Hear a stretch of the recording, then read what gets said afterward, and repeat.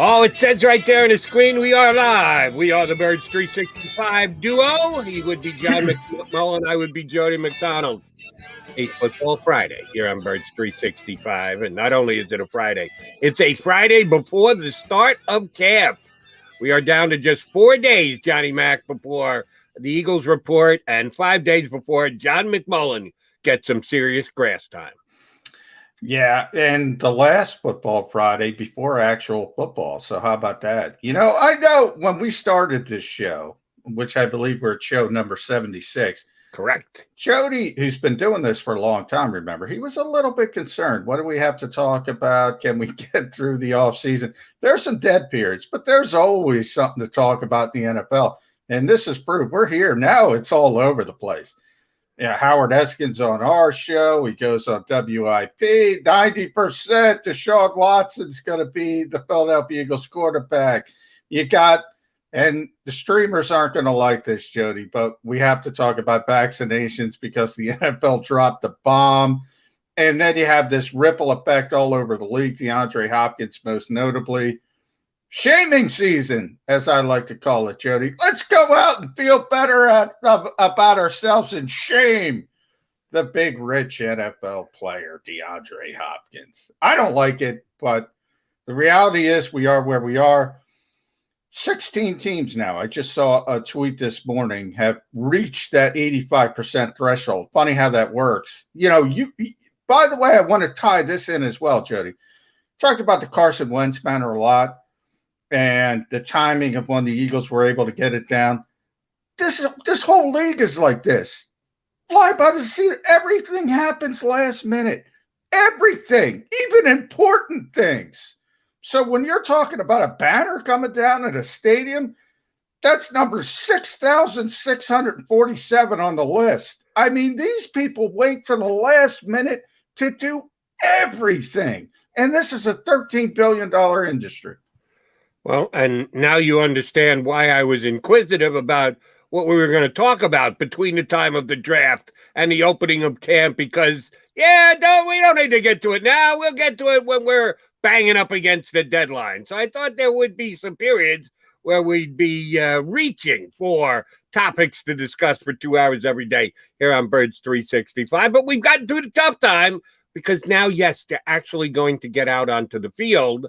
And we will have the outside of football conversations, the non-on-the-field conversations, like, as you mentioned, Deshaun Watson, who we've been talking about basically since Birds 365 started, because it made sense. The Eagles don't have a locked-in, proven starting quarterback. Sorry, Jalen Hurts fans. The numbers are what they are. Jalen started 4 games in his National Football League career. There aren't too many teams with less experienced quarterbacks than Jalen Hurts. So when a guy like Deshaun Watson says, I'm not going to be a Houston Texan ever again, well, then that's going to be a topic of conversation because the speculation is going to run rampant.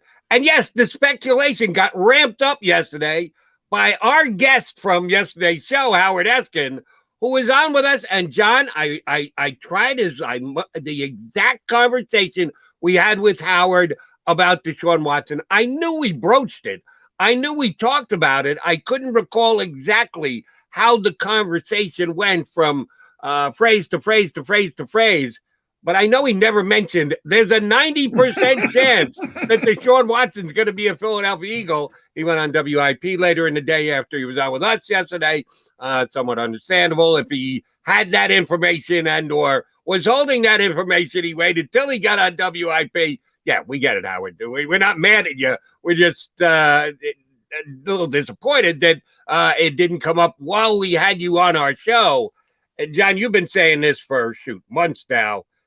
The Eagles and Deshaun Watson just makes too much sense for people not to believe that this has a very good chance of happening.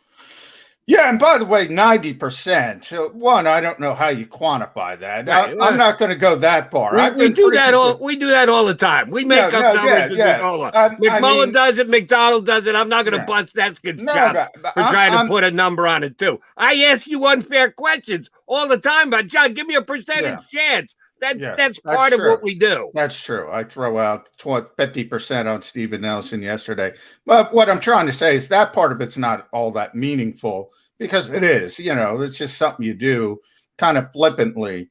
The concern, and what I've said pretty consistently, is the Eagles are going after Deshaun Watson. Now, and I've said also pretty consistently, and this is where Howard and I kind of disconnect as well.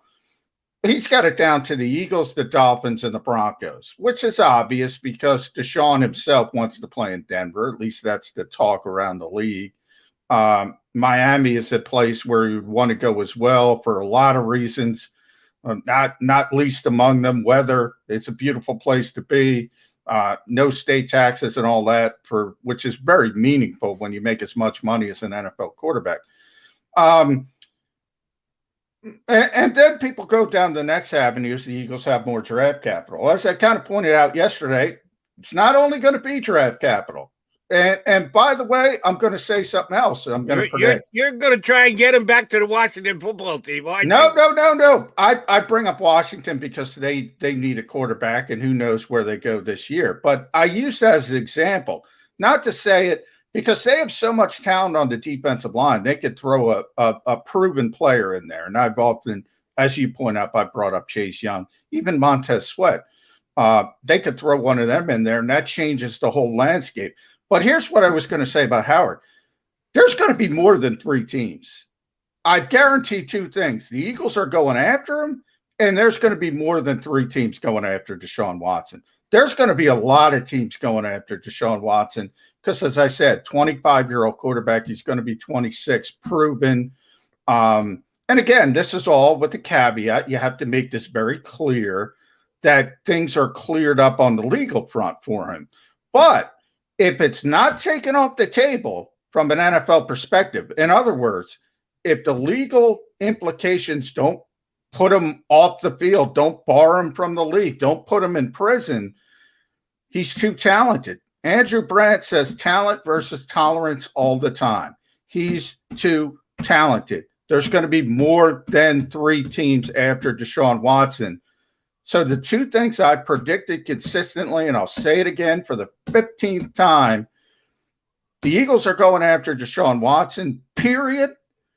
And a lot of other teams are going after Deshaun Watson. Here's where you're right and you're wrong. Well, no, let me put it this way.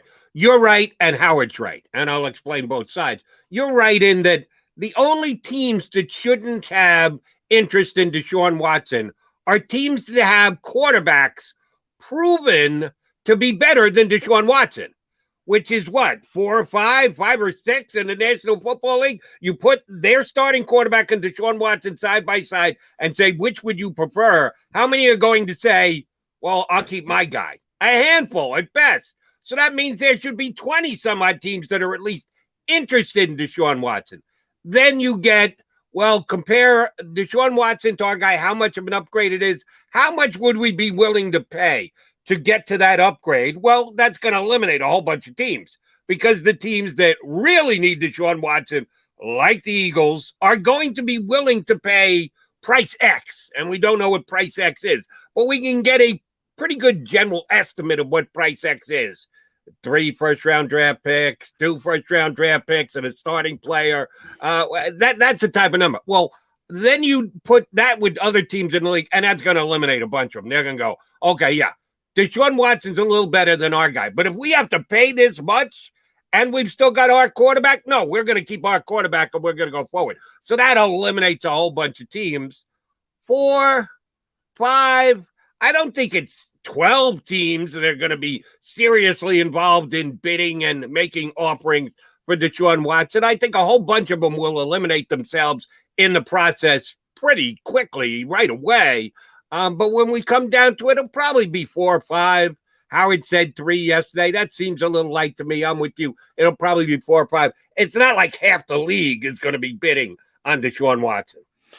No, and again, it depends how you look at it. Everybody will be interested, and they'll slowly drop off, as you mentioned, Jody. I'm not saying 25 teams are going to be interested in Deshaun Watson. It doesn't work out that well. There's situations, for instance, Jacksonville. All right, obviously he's an upgrade, but they just took a kid number 1 overall. They're not interested.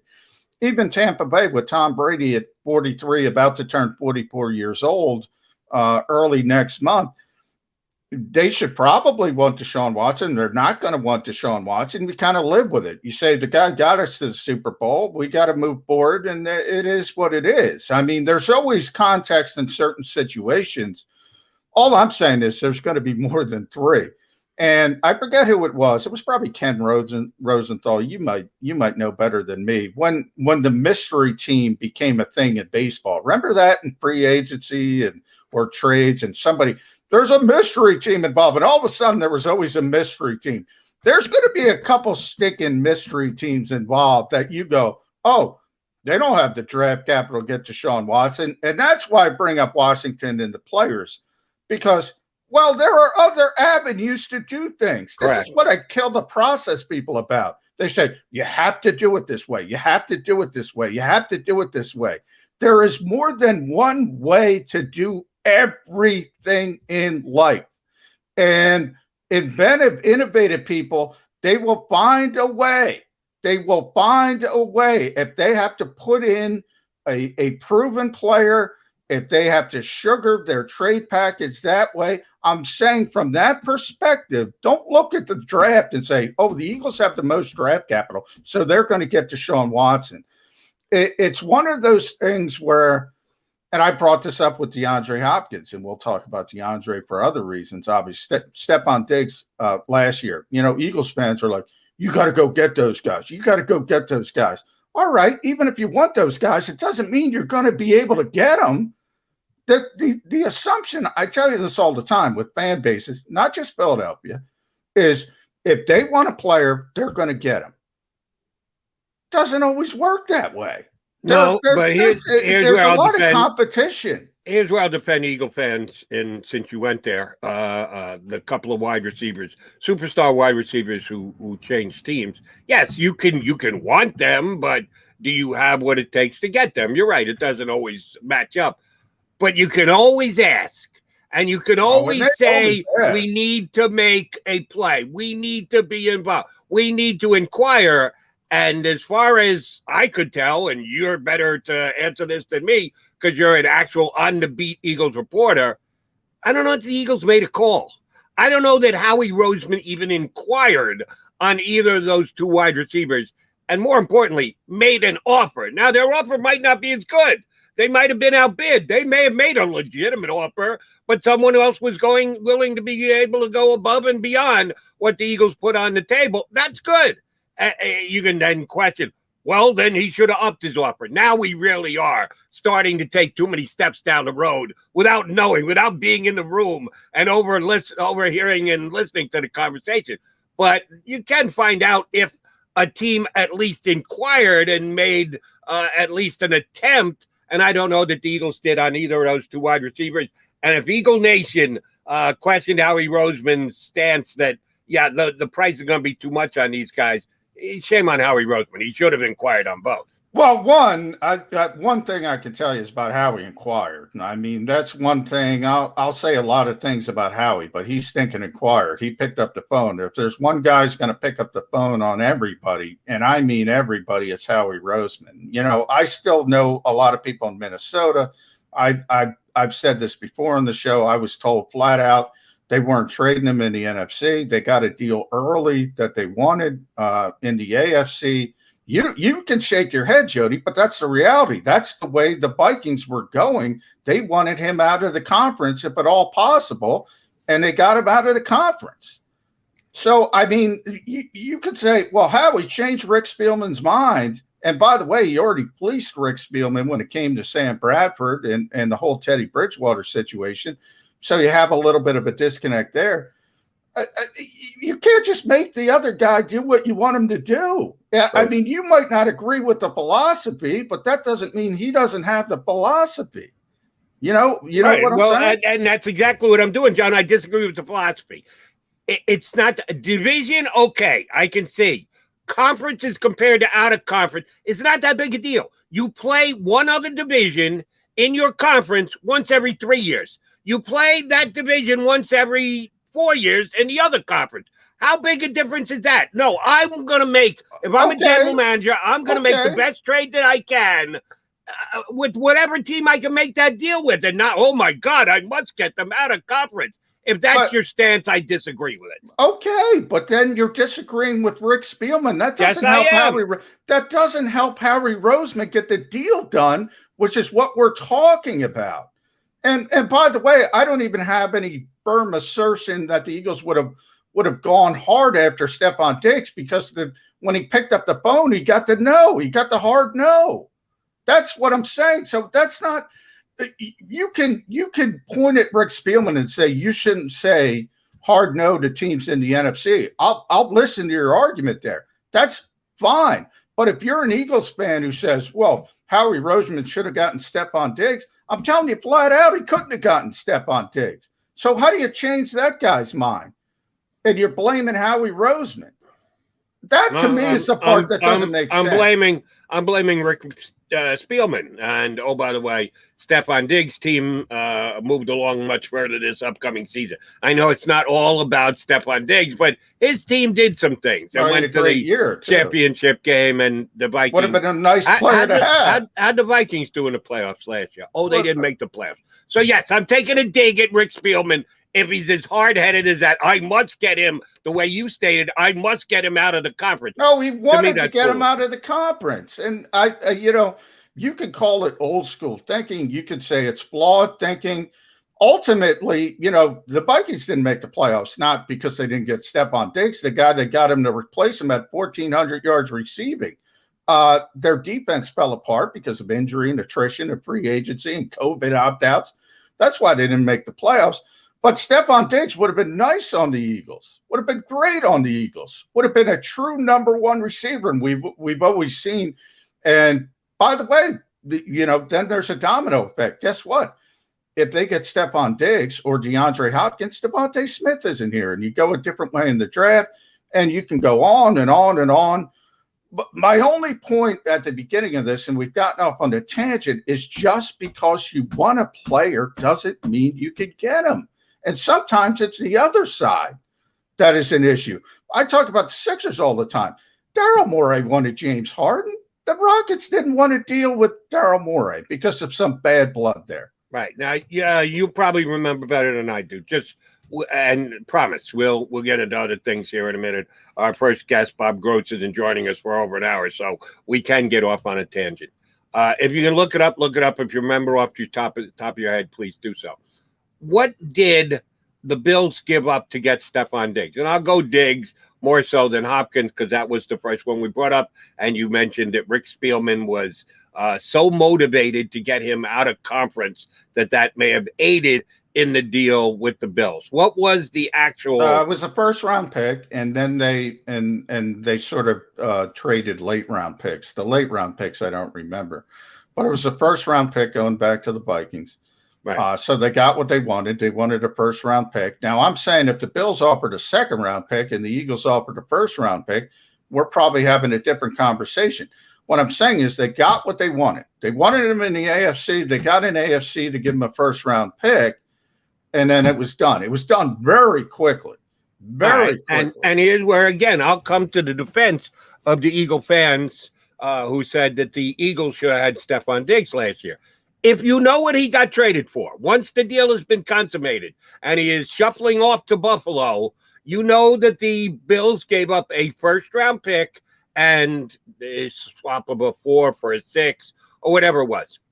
Well, then you can reasonably say, well, if we had put our first-round pick in and we had just given him a 4th-round pick rather than ask for a 6th-round pick in return, just to know that we would give a 1 and a 4, that's reasonable to assume that Rick Spielman would have said, well, shoot, yeah, let me weigh where I think the Bills are going to finish if we give them Stephon Diggs, and where the Eagles are going to finish if we give them Stephon Diggs. Which of those 2 first-rounders is going to be higher? Eagles. And I don't have to give back a 6th-round pick to get the 4th-round pick? Oh, yeah, I'd prefer that. Well, then you can make the stance that we could have offered more to get Stephon Diggs. And if you believe that that's a reasonable price to pay, and you think Howie Roseman should have paid that price, as an Eagle fan, you can say, how the heck did we not get Stephon Diggs? All right. Well, here's the trade, and I'll explain why. It was Diggs and their 7th round pick, Minnesota's 7th round pick, to the Bills for their first, which turned out to be Justin Jefferson, which we all know was the pick behind Jalen Reagor. So yes, the Eagles pick would have been slightly better. They would have gotten the same player, presumably. 5th round pick, a 6th round pick in the 2020 draft. In addition, they got a 4th round pick in this year's draft, 2021. So that was the deal. Now, what happened was Diggs popped off on social media, which he had done in the past. And the Vikings traded him within 48 hours. It might have been 24 hours. It might have been 24 hours. That's how quickly it came together, because they got what they wanted. They wanted him out. So when you're saying they could have offered this, they could have offered that, and in a normal trade situation where it goes over weeks and months, and we're talking about Zach Ertz, I'll listen to that a little bit more. He popped off on social media and he was gone, Jody. He was gone, and they were getting him out of the building. And the Bills came in with a pretty significant offer, and they got him out of the building. And that's what I'm saying. All I'm saying is you can blame Rick Spielman all you want. Go nuts on Rick Spielman. He should have done this. He should have done that. He should have done this. What I'm saying is Howie Roseman cannot control the other side of the trade.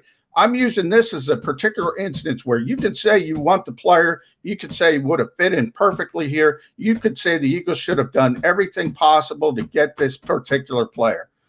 I'm saying it wasn't an option in this particular situation. Now, if you want to talk about John, how can you possibly say that not knowing what came down? Let me put it this way. Let me put it this way. If the Eagles had offered him 2 first-round picks, do you really believe Rick Spielman would have turned it down because, oh, my God, I can't have him play in the conference? Well, first of all, if you offered 2 first-round picks, we'd be killing Howie for a different reason. You don't have to offer 2 first-round picks. Now, yes, Jody, if you're going to sit here and say, well, you could offer 3 first-round picks, Rick's probably going to take it. But that's not realistic. So why argue that point? Nobody's given 2 first-round picks for Stephon Diggs. Okay, then I'll just put it this way. Could the Eagles have offered more than the Bills did without getting crushed by Eagles Nation, John McMullen, Zach Berman, anybody who covers the team, Jordan McDonald, Birds 365? Could he have offered slightly more than the Buffalo Bills did and stayed within the ability to justify making that kind of offer for Stephon Diggs? Yeah, it could have offered the exact same deal with their first-round pick, and it would have turned out to be a pick better than the Buffalo Bills, and the Vikings would have got the same player, but they would have had him in the conference. They got him out of conference. I think if you would have asked Rick Spielman, is he happy? He'd be happy because he got the same player anyway. Right. But now, if you want to talk about DeAndre Hopkins, that's a different conversation. That's a different conversation because, there's a great receiver, maybe the best receiver in the NFL. Now, fans have turned on DeAndre Hopkins, which we'll get to at some point. But at the time, everybody wanted DeAndre Hopkins. Everybody loved DeAndre Hopkins. Everybody should love DeAndre Hopkins as a football player. Obviously would have helped this team dramatically.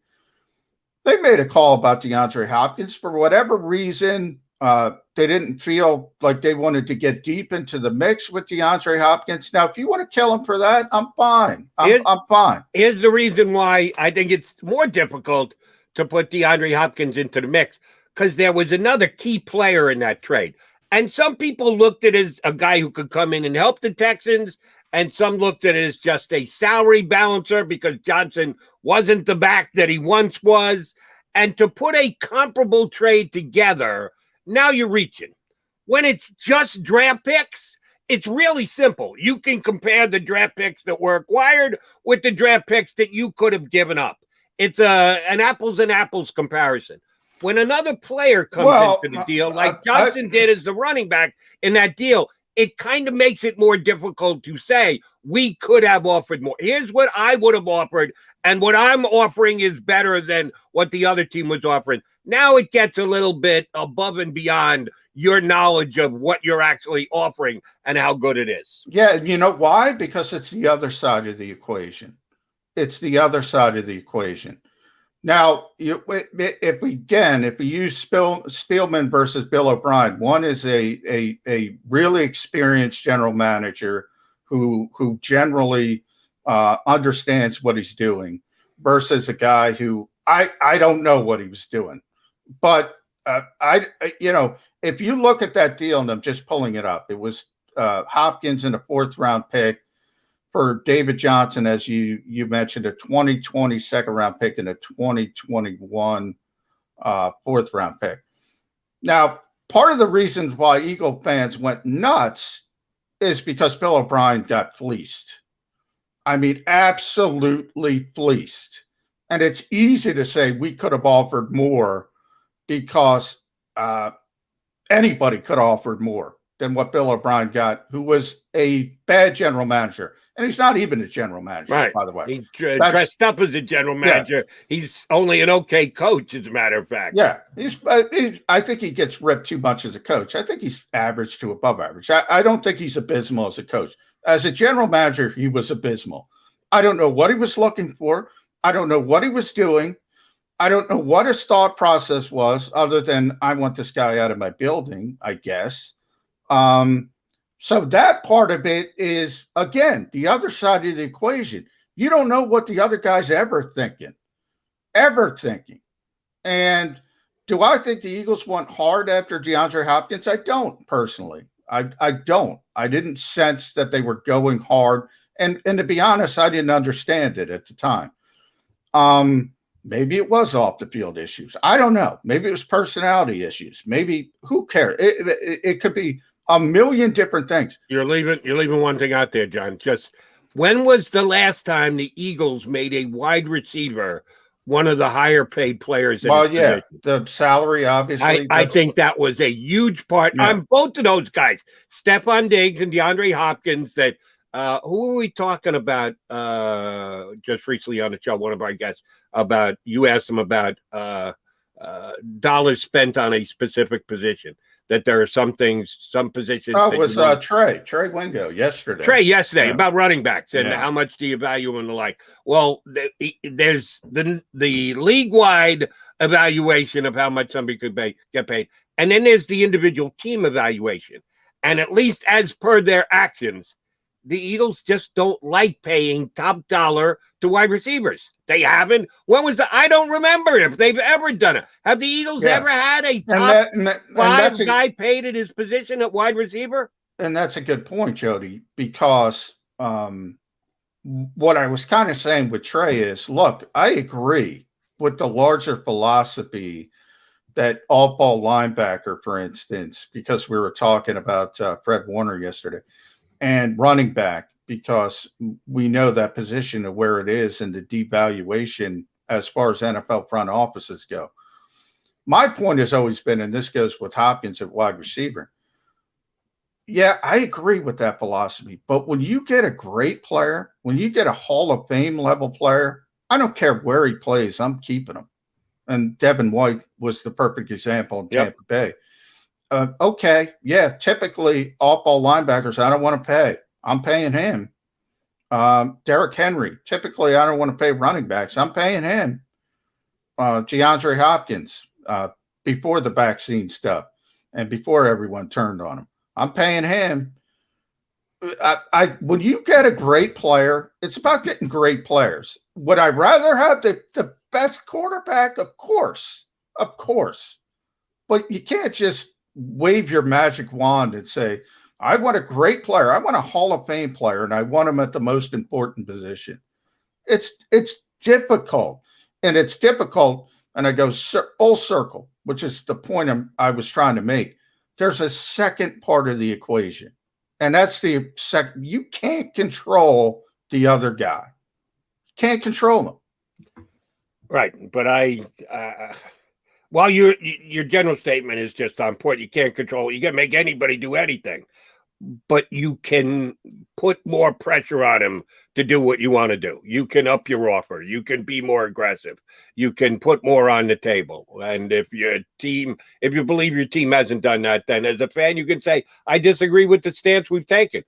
You're right. You can't control Howie Roseman. You surely can't control the other team, but you can suggest that you would, if you were in position, have offered more to try and get that kind of player on your team. All right. Yes, we will continue the DeAndre Hopkins conversation. Talented wide receiver. I've said on my show 3 years running, he is, in my estimation, the best wide receiver in the National Football League. All apologies to the other great wide receivers in the league. Somebody's got to be number one. And for me, DeAndre Hopkins has been that guy. Oh, yeah, he's making news in other ways that we'll come back and talk about next. He's John McMullen. I'm Jody McDonald. We like the fact that you are listening to and watching Birds 365. I get scared sometimes. Of a lot of things. Joining in. Decisions. The dark. The dark. But I once heard someone say, But as I always say, it's okay to be afraid. as long as you face the fear. And keep moving forward. Wherever you are in life, count on the name trusted in insurance for over 80 years. Independence Blue Cross.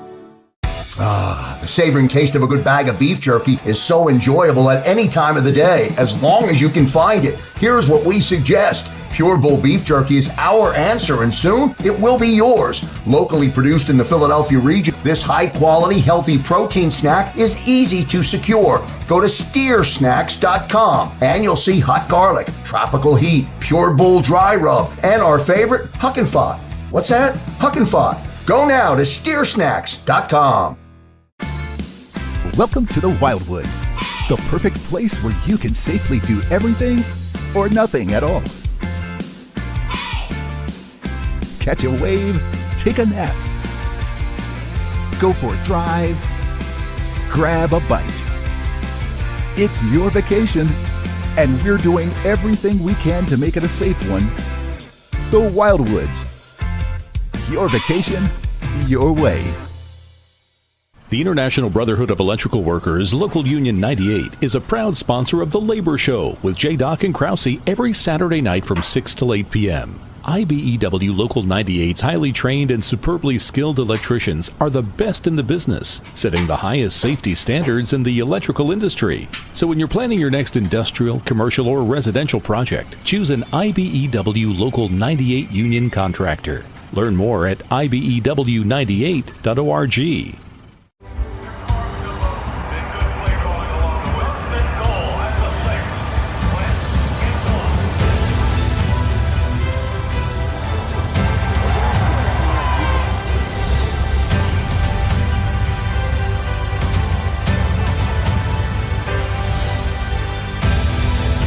Field of life, First Trust Bank is there for you. Champions on three. 1, 2, 3. Because Philadelphia dreams deserve a Philadelphia bank. This is a key. It's a family tree. It's a pair of wings. It's a secret handshake. And a ticket to anywhere in the world. It's more than a uniform. It's the door to a world most people only dream of. There's Strong, and then there's Army Strong. Try it on at GoArmy.com.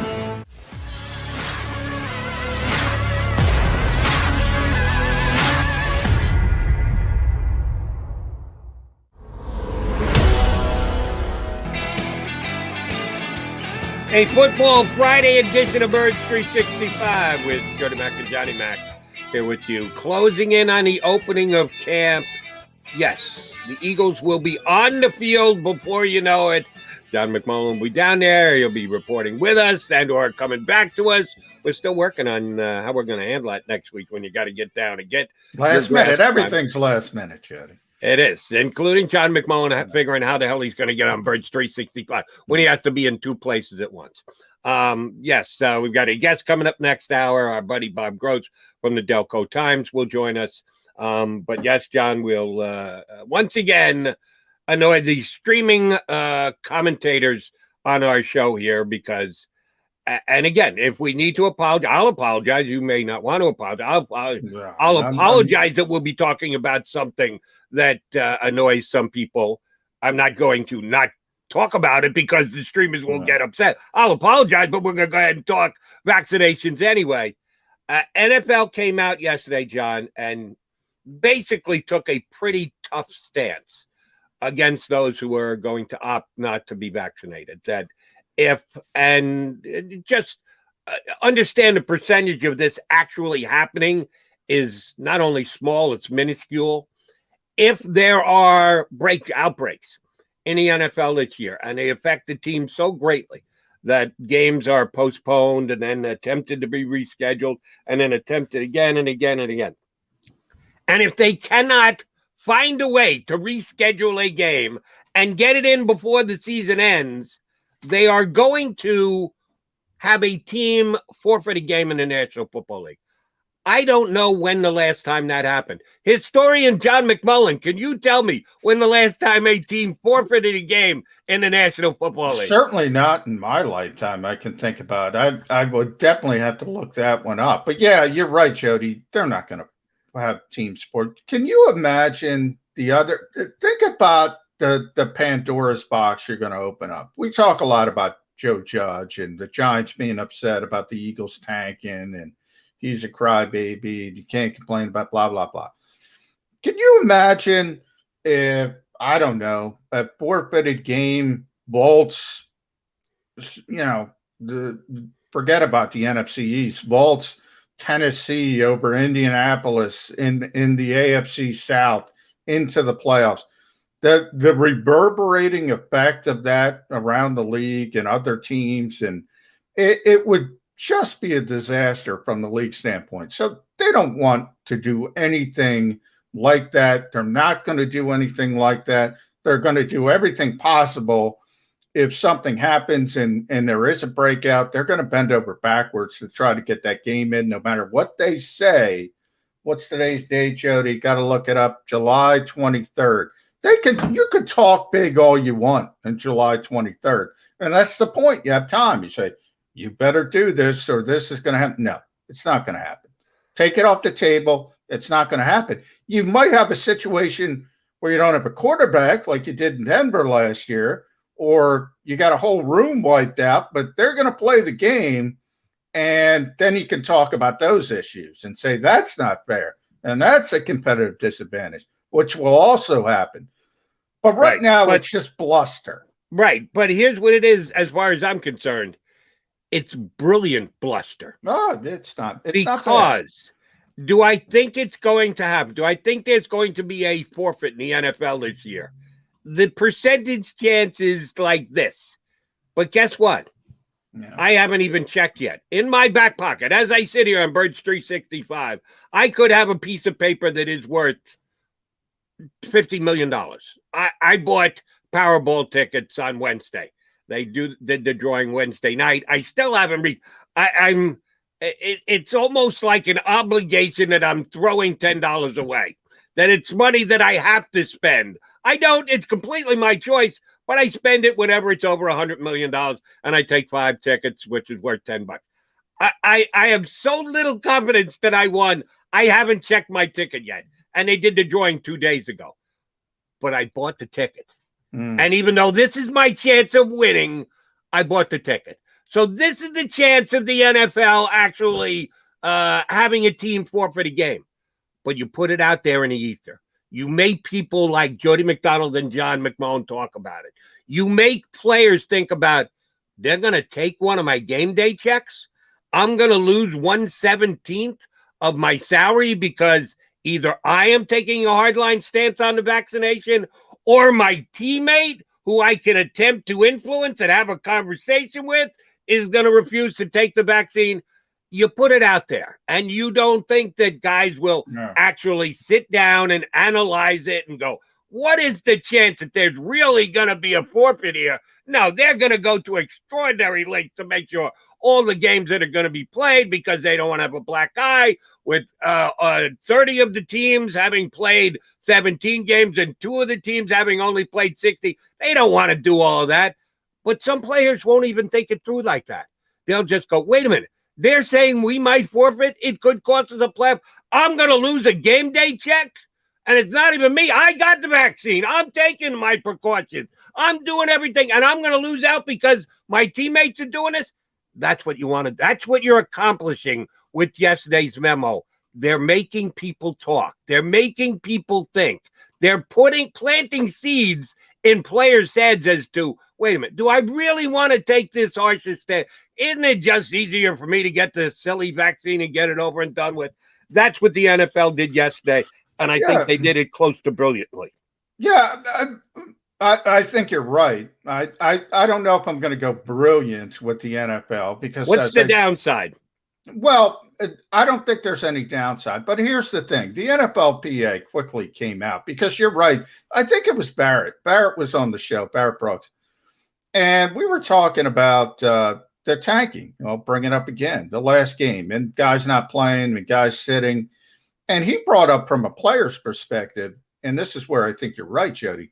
When you start talking about money, and there's incentives to play 16 games a lot of times or reach certain statistical goals. And when you're taking guys off the field and you're taking away their money, they get upset.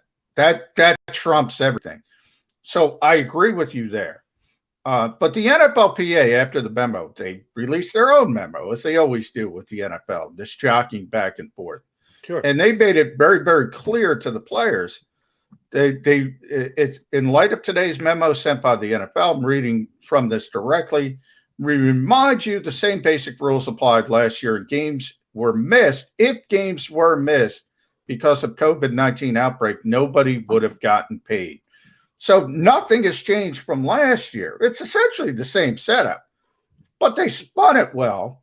And you create the Glorias of the world who, you know, there's a falling sky every day about something, and then it creates this reverberating effect. It's like I could say it for 100 times, and I've said it 100 times. The Eagles are going after Deshaun Watson if he becomes available from a legal standpoint. I've said it 100 times. I could say it 100 more. I said it before Adam Schefter. I said it before Howard Eskin. But those guys have bigger platforms, and when they say it, and I don't care, great. People latch onto it, and it becomes real to them.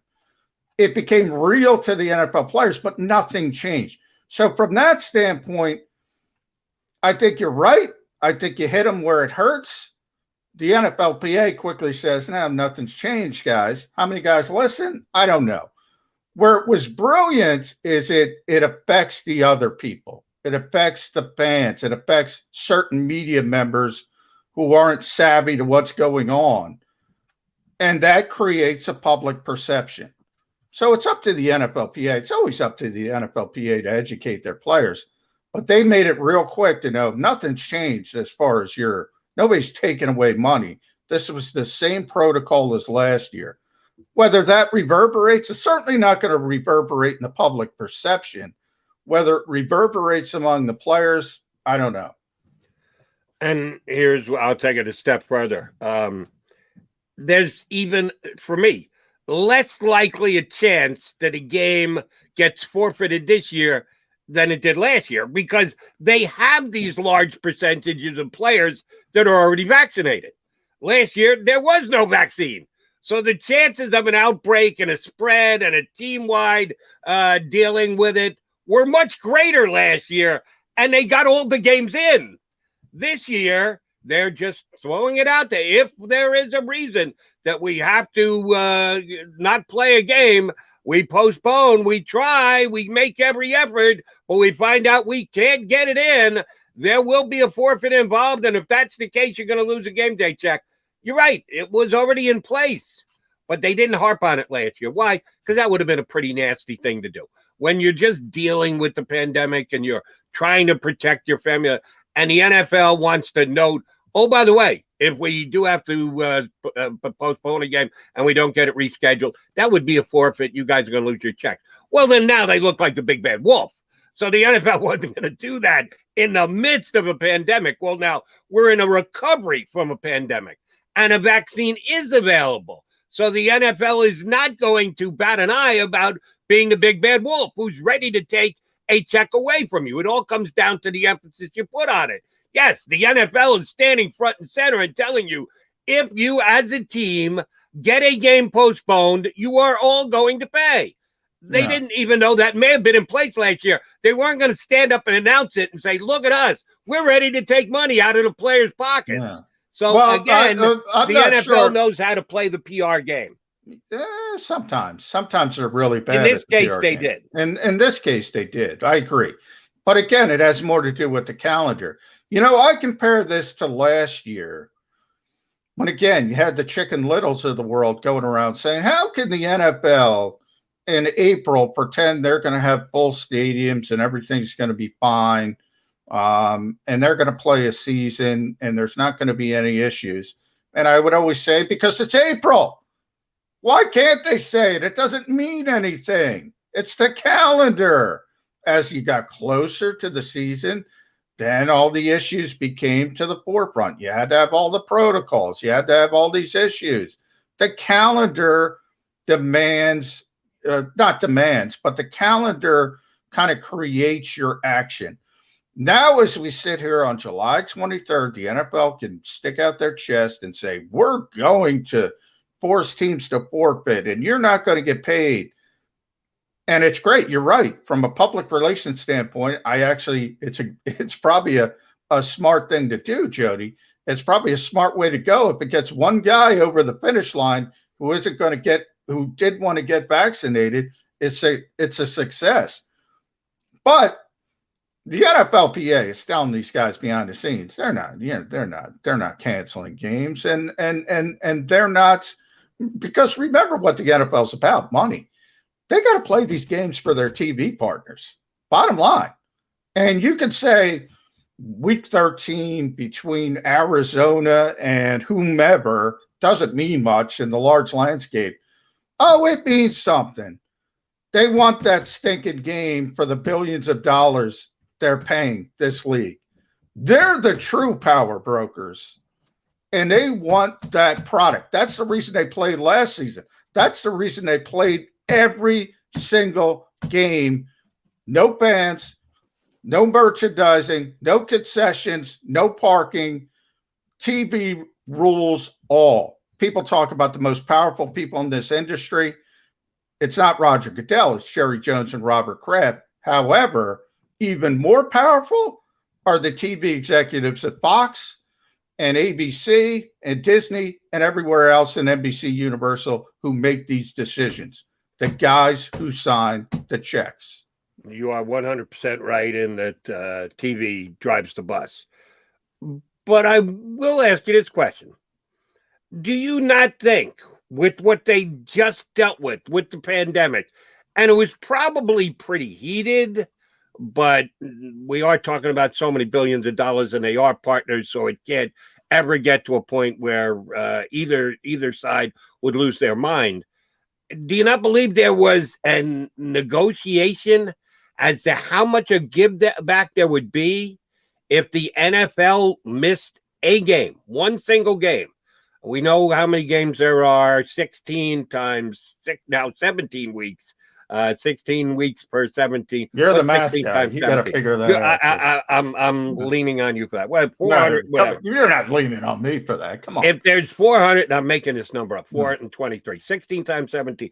I could get it out of pen and do it longhand, and I can tell you exactly what. I can get out my calculator. But if I said off the top of my head it was 423, if they play 422, how much a give back are we really talking about here? Somebody will benefit. A TV network who is scheduled to get that game that week is going to be due a refund. How much of a refund is it? The NFL could weigh that against the stance that we really need to do this, to be able to accomplish that. And they could go, yeah, we could miss that one game. That's not out of the realm of possibility. That now you start losing games every single week. Well, that's another story. But if you're talking about one isolated game over the course of a season, and I gave you this as the possibility that we would lose any. So if I'm talking about one, it grows to this. Yeah, the NFL could could weather that storm. That, oh my God, we can't afford to lose a game. They could weather that storm, but they're not making the decision. I do think their TV partners would say it's not that big of a deal. It's one game. It's 272, by the way, Joe. It's one game out of 272. It's not that big of a deal. I do think they could weather the storm. But my point is they're not making that decision. My point is they got to run that by their television partners. They got to run that. I know, because you and I are wrestling guys. I know WWE was very concerned when the pandemic started. They signed these massive money contracts with Fox and NBC Universal. And they were very concerned they were going to be in breach of contract if they didn't put on TV shows. Right. And they would have been in breach of contract. And then you had this whole started with empty arenas and the Thunderdome for wrestling fans. And they made the best of a bad situation. But they were concerned, man. They were concerned. And look, the NFL's bigger than everything. I'm not comparing because TV wants the NFL. You can tell by the way they paid the NFL. At the end of the day, though, Jody, they're the ones that pay the bills. They're the ones that run the ship, even with the NFL.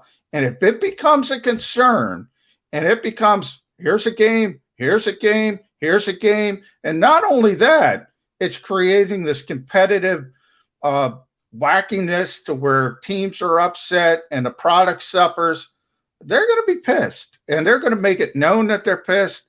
And they're going to say, fix this, fix it.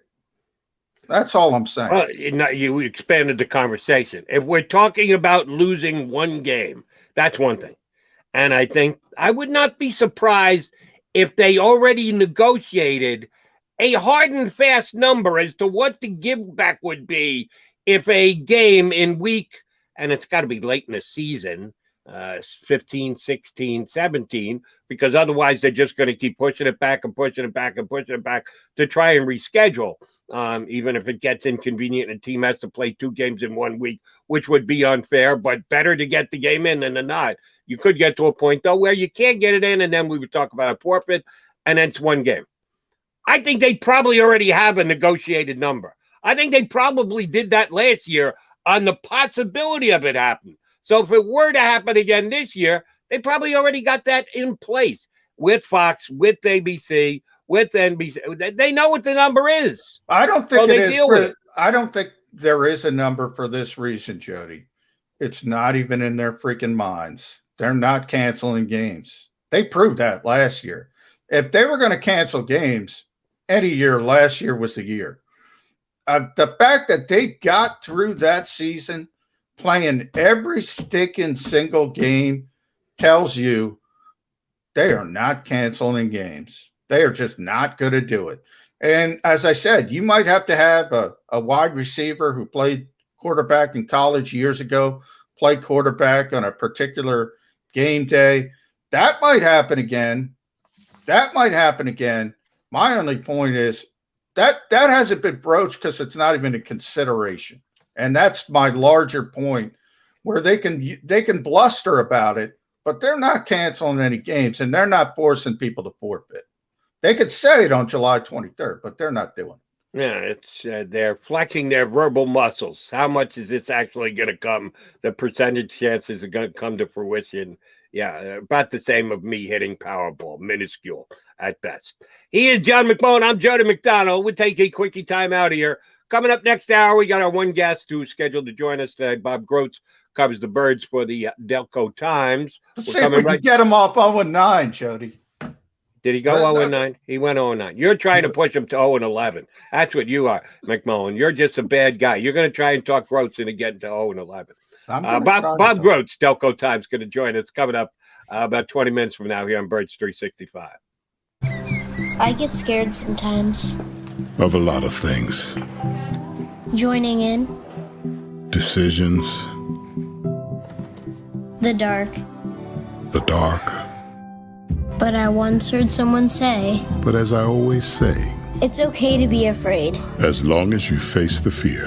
And keep moving forward. Wherever you are in life, count on the name trusted in insurance for over 80 years. Independence Blue Cross. The savoring taste of a good bag of beef jerky is so enjoyable at any time of the day, as long as you can find it. Here's what we suggest. Pure Bull beef jerky is our answer, and soon it will be yours. Locally produced in the Philadelphia region, this high-quality, healthy protein snack is easy to secure. Go to steersnacks.com, and you'll see hot garlic, tropical heat, Pure Bull dry rub, and our favorite, Huck and Fod. What's that? Huck and Fod. Go now to steersnacks.com. Welcome to the Wildwoods, the perfect place where you can safely do everything or nothing at all. Catch a wave, take a nap, go for a drive, grab a bite. It's your vacation, and we're doing everything we can to make it a safe one. The Wildwoods. Your vacation, your way.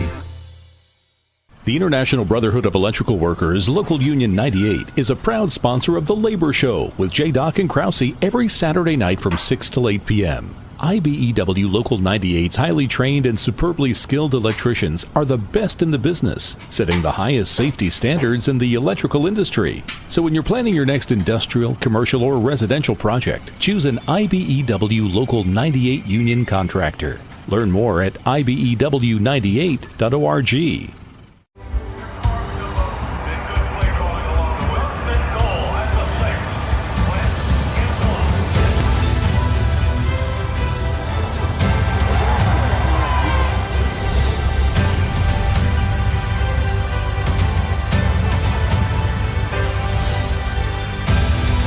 On the field of life, First Trust Bank is there for you. Champions on three. 1, 2, 3. Because Philadelphia dreams deserve a Philadelphia bank. This is a key. It's a family tree. It's a pair of wings. It's a secret handshake. And a ticket to anywhere in the world. It's more than a uniform. It's the door to a world most people only dream of. There's Strong, and then there's Army Strong. Try it on at GoArmy.com.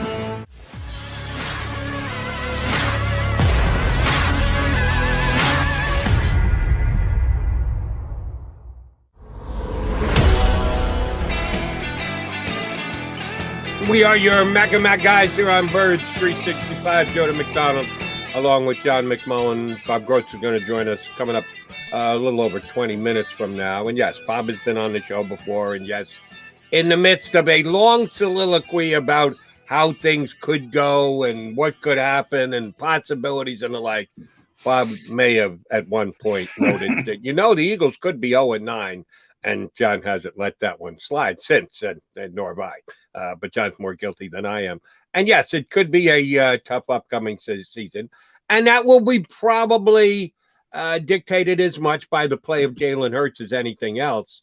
Lane Johnson continues to be very out front and present during this offseason. And saw a couple quotes from Lane again yesterday.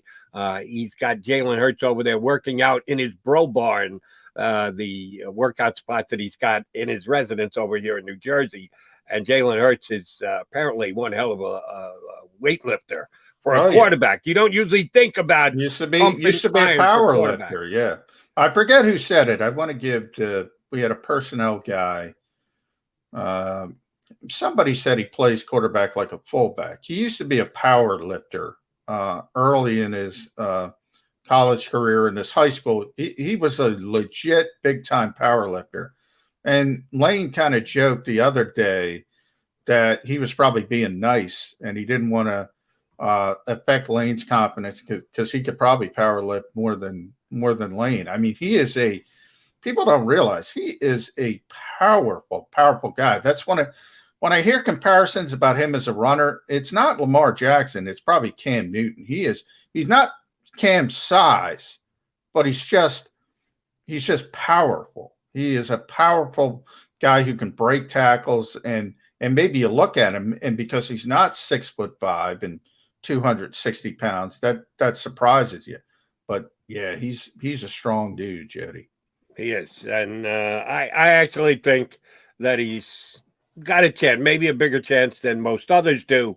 Like Howard Eskin yesterday saying it's 90% sure that Deshaun Watson going to be an Eagle. Well, then that leaves, if there's 10% left there, and then there's the possibility that the Eagles say, you know, we really love quarterback X who's coming out in the draft. And we, with our draft capital, could get the number one to get quarterback. That's shrinking the percentage down even more. So what are we looking at? A 2% chance that that Jalen Hurts can keep the quarterback position of the Philadelphia Eagles past 2021. I think it's more than that. I like the kid, and I think that he's got a chance. It's below 50. That's for damn sure. Probably below 25. But I'm not going to say 2 like some people would suggest that there's next to no chance that he does. Here's a start. I think he's going to be better than Carson Wentz was last year. Now, I know that's not saying much since Carson Wentz was the 34th. I agree with you, by the way. I agree with you.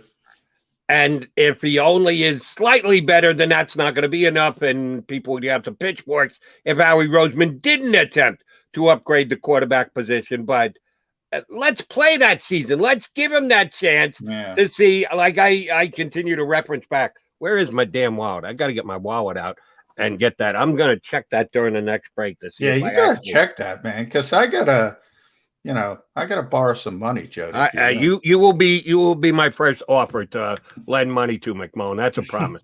And I will check my numbers next commercial before we get Bob Groats. So that way I can also give Bob Groats a hard time. If I know I'm a multimillionaire, I can say whatever the hell I want here on Birds 365. But no, we take these chances in life, even though we know they're small percentage chances. And I'm willing to take that chance with Jalen Hurts this year.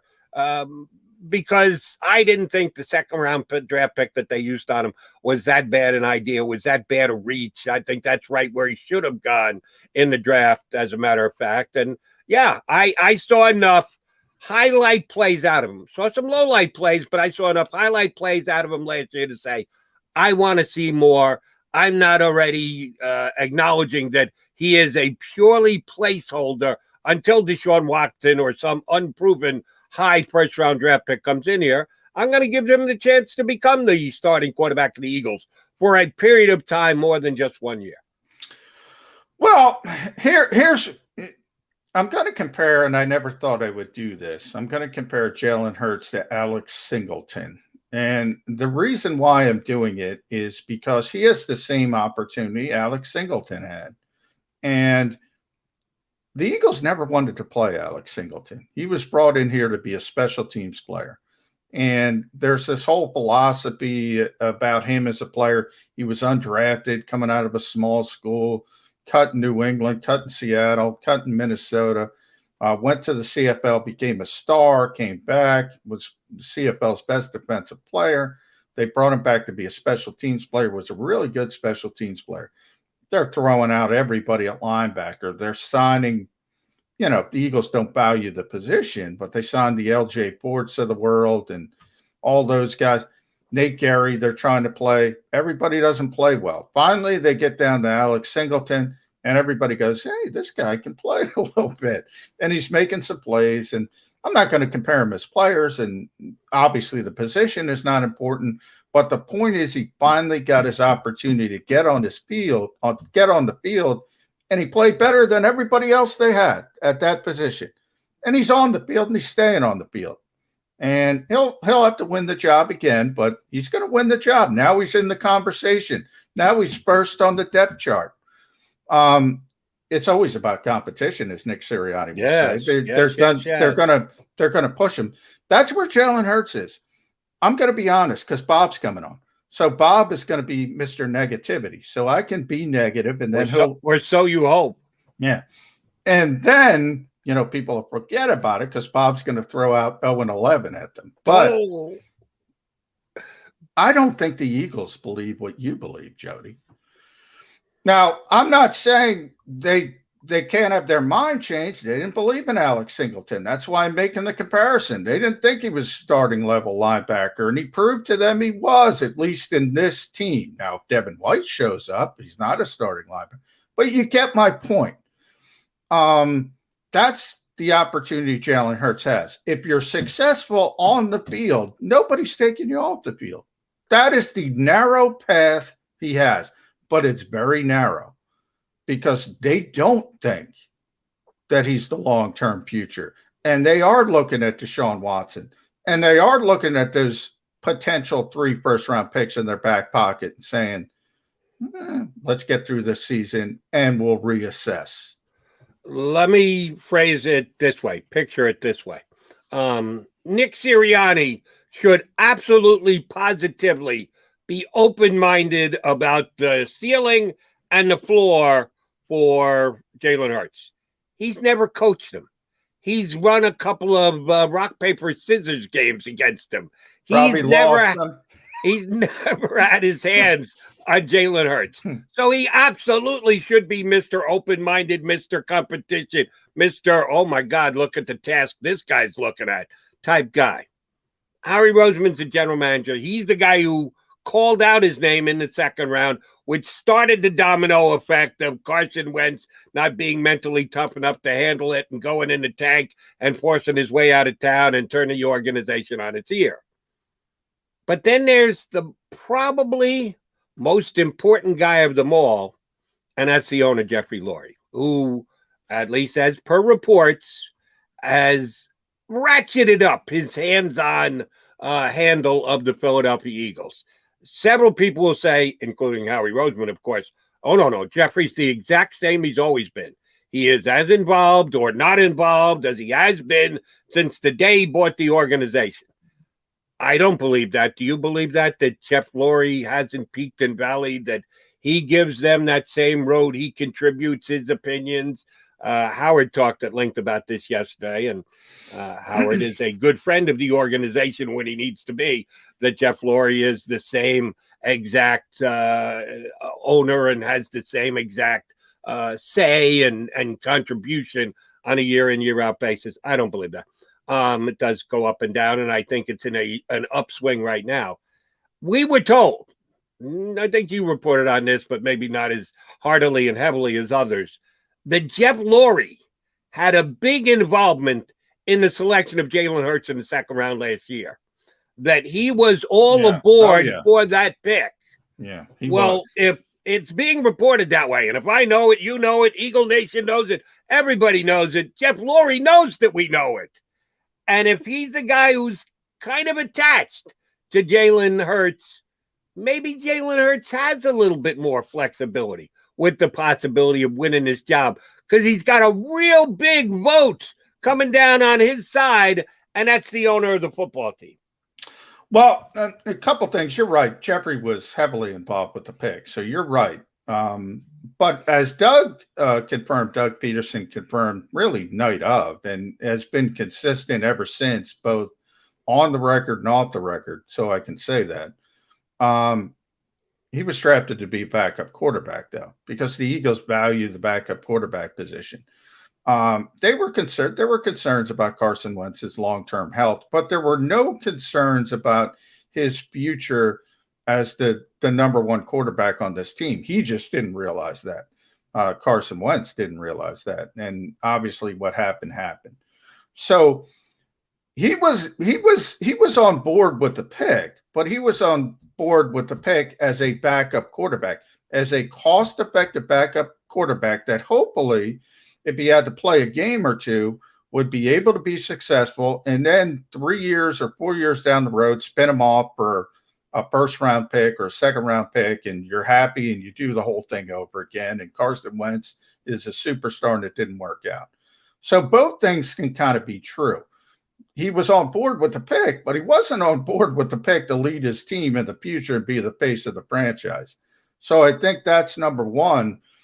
As far as Jeffrey's involvement, I do believe it hasn't changed. I do believe that because I've talked to a lot of people who have been here longer than me and have been here really since the start. Bob's one of them. Bob's been here since the start. Howard's been here since the start. Ruben Frank. A lot of guys, Mark Eckel, I talked to, who was here for a very long time. And this is why, and you probably heard me ask this question to other people, Jody.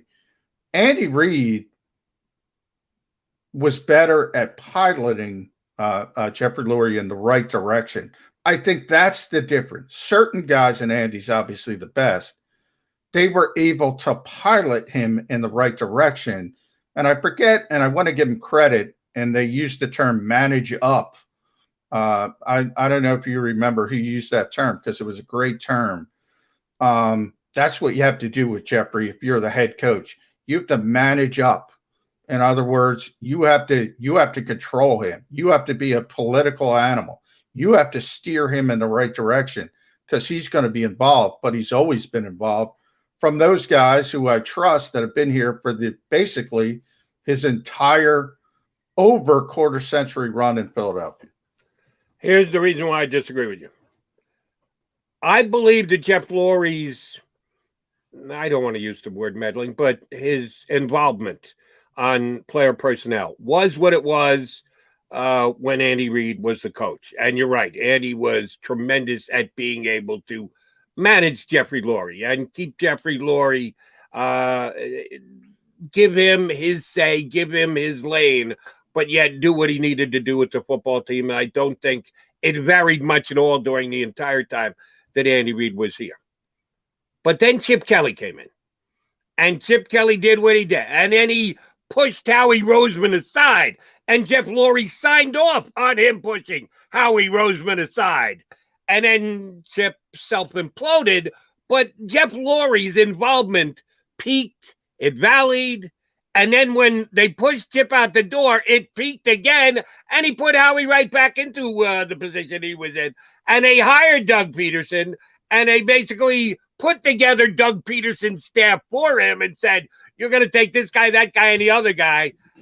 And then now with the new head coach, they give the head coach the ability to put his staff together. That's peaks and valleys. That's not flatline. That's up and down and up and down and up and down. So that's why I say I disagree with his involvement. His overseeing hasn't changed over the years. Oh, yeah, I think it has. And I think it's changed kind of drastically. The guy who kept it flatline, as you pointed out, and you are right on, was Andy Reid. Andy was great at it. Andy handled Jeffrey tremendously during the time that he was the head coach.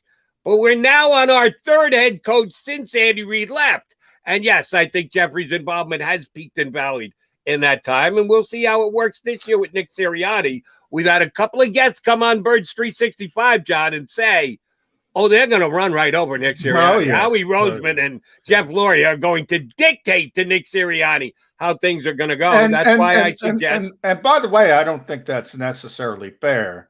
And maybe it means nothing, but I brought this up, and I brought it up a couple times, Jody. When you look at the draft, and it's a one time a year where Howie and Andy Weidel, now used to be Joe Douglas, obviously, and then the head coach, Doug Peterson, Nick Sirianni, are up there together. Doug would just defer to those guys during the draft, and we've talked about a lot. Nick Sirianni, and you go back to, we were doing the show, and I said, I thought that was positive. He took over that dais. He took it over. He took it over, and he seemed to be enjoying himself. And that was one of the first really positive signs I got from Nick Sirianni. I don't think they are going to run him over. I think he's got a different personality than Doug Peterson. I think they ran over Doug Peterson. Doug's a nice guy, man. He'll probably hate to hear it. He's just a nice guy. And sometimes nice guys are taken advantage of. And I'm not saying Nick isn't a nice guy, but I think he's got that personality where he's going to push back a little bit more than Doug Peterson. But we'll see. Where I disagree with Jeffrey Lurie, yeah, different things are changed, but he's always been meddling. That's what guys tell me. He's always been a meddling guy. When he first started, Jody, he was Harold Katz. He was on the field at the scouting combine with the whistle. I mean, he thought he was involved. Now, when you talk about coaching staffs, early Andy Reid was an unknown. And, you know, they got him Jim Johnson and I think it was Rob Dowhauer at the time, veteran coaches. And then as it slowly wore on and he got success, he had more control. Chip Kelly, they gave Chip Kelly autonomy.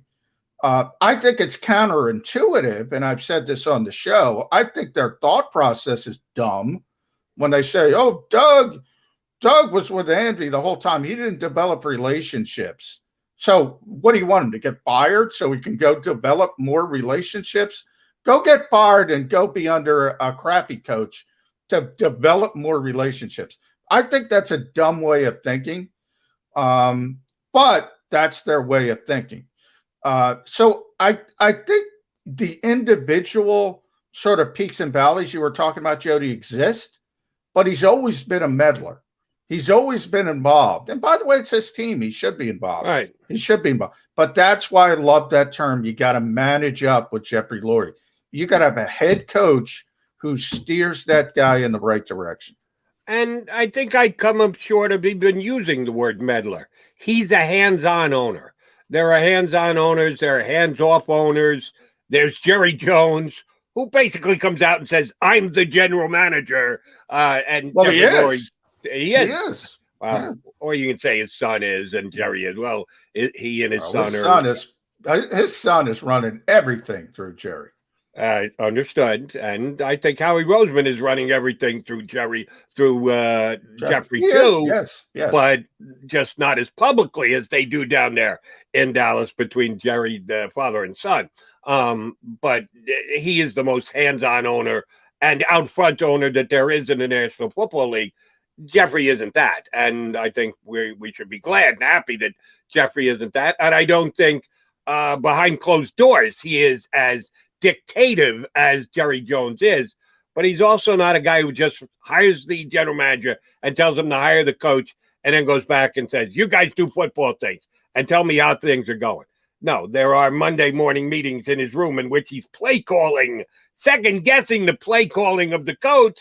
That's pretty hands-on if you're an owner. And I think Jeff Lurie is that. So I would not be surprised if Jalen Hurts has a little bit more of a shot, a possibility, an opening to grab this quarterback position than some people are suggesting at 90% sure that Deshaun Watson is going to be 90%. The Eagles are getting Deshaun Watson. And 90%. I'm going to go. And I love Howard. I thank Howard for coming out with us yesterday. He was great.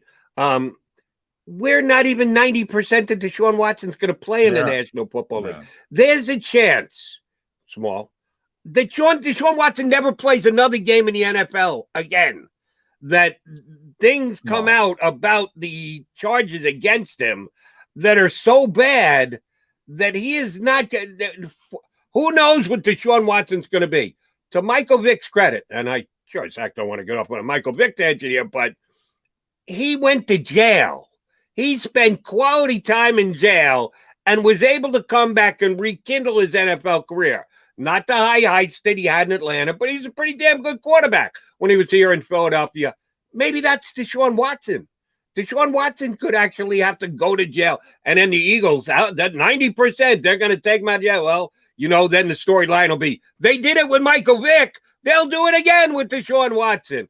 Who knows what Deshaun Watson is going to be and where this I agree. I'm going to give you a percentage. 51%. Deshaun Watson is a Philadelphia Eagle if there are no legal entanglements. And by legal, I don't mean civil. I mean criminal. Because we've talked, we had John McMullen on this show, who's as plugged into Houston as anybody. By the way, I was watching Spring Breakers the other night, and there's McMullen. There's McMullen in Spring Breakers. But nonetheless, if the Houston PD doesn't charge him, and it's still an open case, although everybody in Houston tells me nothing's going to happen. Right. If it hasn't happened by now, we're talking too much about percentages here. But if he hasn't been arrested by now, that's what everybody says. That's it's down not gonna to happen. 0.0001. It's not going to happen. So when he is cleared, there's more clarity. And by cleared, I mean just from a criminal standpoint, he's going to serve some kind of suspension. I don't think there's any doubt about that. 51%, he becomes a Philadelphia Eagle. Well, it's better than 50-50. All right, he's John McMullen. I'm Jody McDonald. Coming up next, Bob Groats scheduled to jump aboard. He covers the Eagles for the Delco Times. We'll talk to Bob Groats here on Birds 365. I get scared sometimes. of a lot of things. Joining in. Decisions. The dark. The dark. But I once heard someone say, But as I always say, it's okay to be afraid. as long as you face the fear. And keep moving forward. Wherever you are in life, count on the name trusted in insurance for over 80 years. Independence Blue Cross. The savoring taste of a good bag of beef jerky is so enjoyable at any time of the day, as long as you can find it. Here's what we suggest. Pure Bull beef jerky is our answer, and soon it will be yours. Locally produced in the Philadelphia region, this high-quality, healthy protein snack is easy to secure. Go to steersnacks.com, and you'll see hot garlic, tropical heat, Pure Bull dry rub, and our favorite, Huck and Fod. What's that? Huck and Fod. Go now to steersnacks.com. Welcome to the Wildwoods, the perfect place where you can safely do everything or nothing at all. Catch a wave, take a nap, go for a drive, grab a bite. It's your vacation, and we're doing everything we can to make it a safe one. The Wildwoods. Your vacation, your way. The International Brotherhood of Electrical Workers, Local Union 98, is a proud sponsor of The Labor Show with J. and Krause every Saturday night from 6 till 8 p.m. IBEW Local 98's highly trained and superbly skilled electricians are the best in the business, setting the highest safety standards in the electrical industry. So when you're planning your next industrial, commercial, or residential project, choose an IBEW Local 98 union contractor. Learn more at ibew98.org.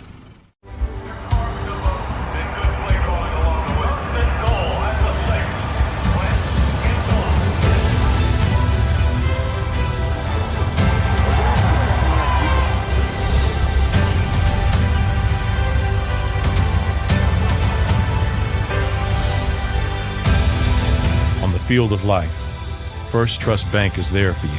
Champions on 3, 1, 2, 3. Because Philadelphia dreams deserve a Philadelphia bank. This is a key. It's a family tree. It's a pair of wings. It's a secret handshake. And a ticket to anywhere in the world. It's more than a uniform. It's the door to a world most people only dream of. There's Strong, and then there's Army Strong. Try it on at GoArmy.com.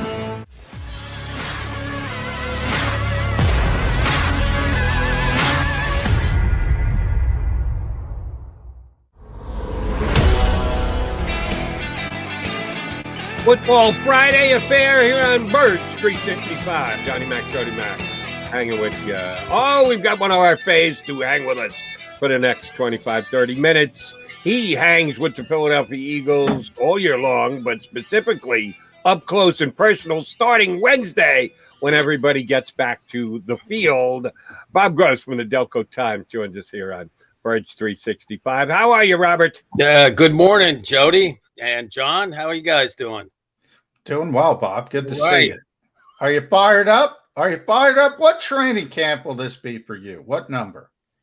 Oh, boy. You know how I am with math. I guess I could figure it out. 2021 minus 1992 equals 29. Yeah, how about that? The entire Jeffrey Lurie era, right? Yeah. I think there was one missing in there because they gave the beat to a non-union paper in the chain. You know, the union did the best they could, but they were doing it was sort of a lesson to us that if we didn't sign a contract, they were going to start. There we go. That was like a lesson by the NFL to get vaccinated. Sign that contract. Yeah, that was like 3 ownerships ago. So, and maybe 4 bankruptcies. So, I remember, I think, and that was 2003. So, yeah, but it's been a lot of, your question, it's been a lot of training camps. And I got to tell you guys, I know people are excited about this and they think that there's actually battles for starting jobs. Yeah. Jody thinks that. I don't know about. I'm buying the coach's competition line. You're calling the coach a liar right out of the bat. Yes. Before he ever runs a practice, you're calling him a liar. No, left tackle. There's a battle. What he means is, I hope we find a starter. See, this is beautiful. I said, Groats will come on and he will take the heat off me. Because last time you were on, you said, what if they start 0-9? Because people think I'm the negative one. So I'm thrilled to have Bob Groats here, and it is going to be training camp, whatever, 1992. So let's talk about it, Bob. I mean, last couple of days there has been, and Howard was on our show yesterday, and now he's putting Deshaun Watson to the Eagles at 90%. 90%, Bob Groats. Jalen Hurts will start there. Can he do anything to be the long-term starter of this team? Is this organization already looking at the next chapter? He's just a placeholder. I disagree with that 90% thing. I think there's a lot of unresolved stuff there. He's got his sources, and I don't know if he's checked beyond that particular source, whoever it is, but there's a lot of pieces moving with that. So I don't believe that. I think that Jalen Hurts is, unless he has a great year, it's going to be tough for him to be the guy going forward. But that's what you're looking at right now. If that offensive line is better, they're going to be a decent team. But I still don't think they win the NFC East. Because I don't see that offensive line staying healthy for the entire year. And the depth that they think they have some depth at offensive line. Most of those guys got hurt too. So, I just don't see it. I don't share that same optimism, but, I said it, I think on your last show, I still think that Nick Sirianni he's wait until he finds out what this is going to be like, first head coaching job. This is not going to be easy. And I like the idea of an inter-squad scrimmage, practice, inter-squad practice and that type of thing. But two of them in 1 year, in one preseason, that's the veteran guys don't do that. I think there's one other team that's doing it, and I don't think they're going anywhere. But, that's 2 lost weeks, for the coaching staff, because those things are crazy. I think those intra-squad practices, I think the only people that they really benefit are the talent evaluators at final cuts, because then they get to see 2 teams up close and personal, and whether they want to add any of those guys. So maybe that's part of it. But he's got a monumental task ahead of him, with that. And if they say they do bring in Deshaun Watson, and he's told that we want to build a culture around this guy. Hey, could you make it any more difficult for a rookie head coach, than to have to deal with this stuff? Yeah, and there's no way that they're going to be able to squash this completely too. If they did bring in Watson, there are going to be questions. And they did bring Michael Vick in, and he dealt with everything head on. I don't think, and they had a different head coach, Jody, Andy Reid. He was established. They had an entirely different culture. The locker room, they had a lot of leaders in there, and they didn't bring him in with after giving up 2 or 3 first-round picks. He was a low-risk type of thing, and he really worked at it. Like that at being at winning his trying to rehabilitate himself. Yeah, he really, it's like I believe that, and there's Tony Dungy was his mentor. So, those are some pretty ideal things. This, we haven't even seen anything that's happening with, so far with, Deshaun Watson, other than he disputes all these charges, and there's a lot of them. What is it, 22? That's 22, a lot. That's a. You can say what you want. All right, there's no criminal investigation, but that's a lot of people. Tony Dungy was a big help for Michael Vick. who would be Deshaun Watson's mentor? Is there a well-known masseuse expert out there that Deshaun could tie it? I just not coming up with a name off the top of my Bob head. Kraft could be. Bob Kraft. He's a perfect fit for the Patriots. No, but we got to get him here. Are Kraft and Lurie friends? Yeah, that's what we need to find out. How close are Kraft and Lurie? Yeah, because you can do that. You can be friends as long as you're in different conferences. John schooled me earlier in the show that you got to get players out of conferences when you trade them. You can actually be friends if you're owners as long as you're in separate conferences. So Jeffrey could actually work. Jeffrey Lurie wanted to own the New England Patriots. That's the team he wanted to buy, really, back in the day. And obviously, he's a Boston guy. But all right, let's bring it back to the Eagles. Let's bring it to Nick Sirianni. The first training camp. It's a big job, Bob. You've talked to a lot of coaches over the years. What's the one thing they always say? I didn't know how much non-football stuff I've been dealing with. That's constantly. And Zach Ertz is football and non-football. Zach Ertz is back. He's in the building working out. He's going to show up for camp because he doesn't want to lose $40,000 a day. But he doesn't want to be here. And, oh, by the way, wink, wink, the Eagles don't want to be here. Why are they putting Nick Sirianni through this? Yeah, here we go. I mean, and there are going to be questions daily about that. You know, what's going on with Zach, it'll be interesting to see how many actual snaps he gets and how they work him into practice. But I agree. I don't think a rookie head coach should have to go into his first season, dealing with something like this. It should have been dealt with long ago. And I don't know if this is building a culture, then the NFL Players Association is doing a great job of protecting their players' rights, in terms of the vaccination and the vaccine and whether to get it or not. I mean, they're just not doing it. I mean, it's just not happening. I don't think this is the way you build a culture. I heard Dick Vermeil say the other day, and he's very positive and upbeat. He believes the Eagles can have a winning record if the offensive line stays healthy the whole season. But I don't think that's going to – well, I mean, I'm skeptical that they will. But he said that for a first-year head coach in the NFL, the key was to be really to be tough on the guys, because you can always be that you got to set the tone. You can always be a nice guy later, but you got to show them who's boss and set the tone and do that. So, I'm going to keep an eye on that. I think that's an interesting thing, because I think this camp and I think this whole season is it's strictly about building a culture for Nick Sirianni and getting the players to buy in. Here's where I'm going to hold Nick Sirianni's feet a little bit to the fire. I enjoy his competition stances / rants about everything's open for competition when we know full well Lane Johnson isn't competing for a starting spot, but fine. I get what the coach is attempting to do there. He was pretty outspoken about a good coach will take his players and build his system and his philosophy and his play calling around the players that he has.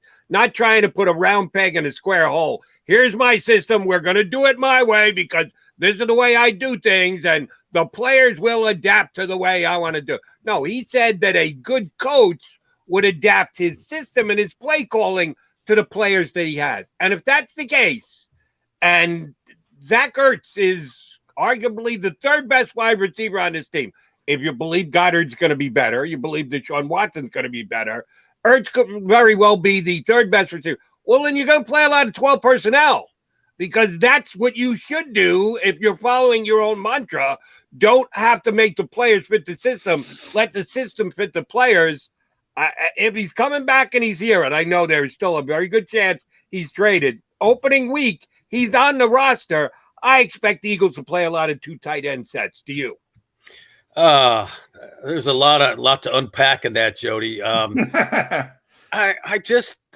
think we still don't know exactly what that relationship is between Nick Sirianni and his game day roster, his 53-man roster, and Howie and the front office, what their idea is. So I think that'll weigh heavily in that. but he definitely is it. Zach Ertz definitely is a talent.